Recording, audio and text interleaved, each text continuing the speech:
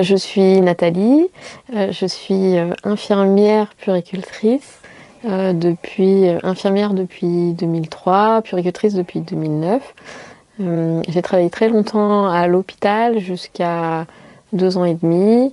Et, euh, et là, je travaille, je suis en Guyane et je suis coordinatrice du réseau Périnate Guyane.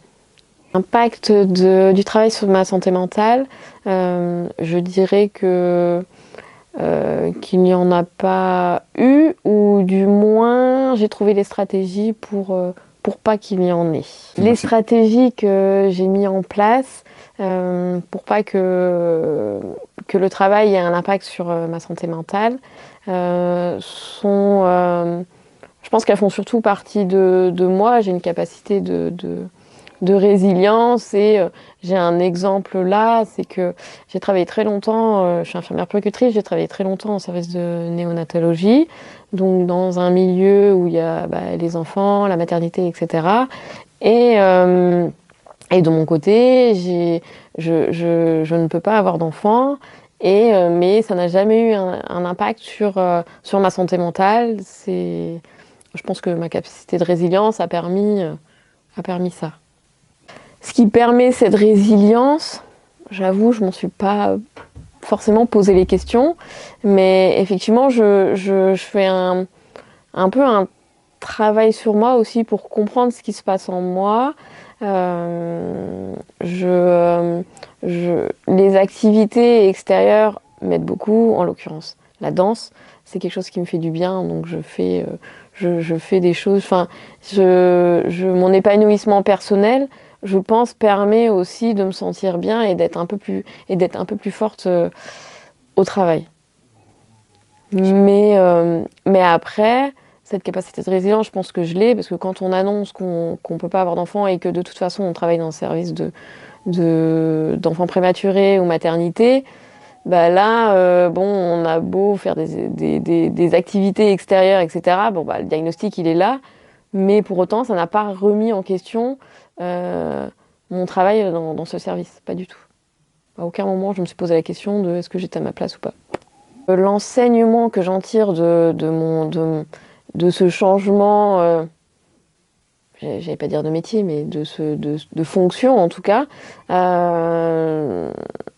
c'est que du positif. Je trouve que c'est très important de s'écouter. Par exemple, quand on se sent pas bien dans un service, ou moi je sais qu'au bout d'un moment, j'en avais un peu marre, 20 ans dans les soins, j'en avais un peu marre je savais que je voulais changer, je savais, mais pourquoi, je n'en avais pas la certitude, je ne savais pas quoi faire.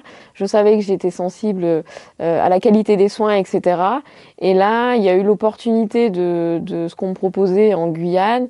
Et voilà, faut demander ça demande du courage de changer de vie quand même. Mais je trouve que c'est important d'écouter ses envies. Quand je suis sortie de l'école de puériculture, je suis partie travailler en réanimation néonatale. J'avais envie de faire cette expérience, et pour faire cette expérience, je me suis dit je vais faire quand même l'école et après on va aller. Et en fait, ça s'est très mal passé. C'était pas le service de la réanimation en soi, plutôt avec les collègues. J'ai tenu, on a un mois d'intégration, j'ai tenu un mois seulement et je suis partie. Parce que c'est pas possible de cautionner des choses qui me conviennent pas, et rester dans un endroit où je me sens pas bien. J'ai discuté avec des professionnels là-bas, des jeunes diplômés qui arrivaient là-bas et qui me disaient non, je vais encore tenir, je prends des médicaments pour tenir. Je dis, non, moi c'est pas, sachant que à l'heure actuelle, on est embauché un peu partout parce qu'il y a des besoins partout, donc voilà.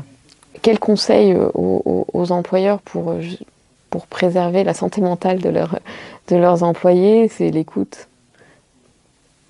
Voilà, je trouve que ça serait bien de s'écouter déjà, ça serait une bonne... d'écouter son employé, créer un lien de confiance qui permet aussi à l'employé de pouvoir se confier, par exemple pendant l'entretien annuel, pouvoir se confier sur ses difficultés, et qu'après derrière, que l'employeur sache y répondre aussi.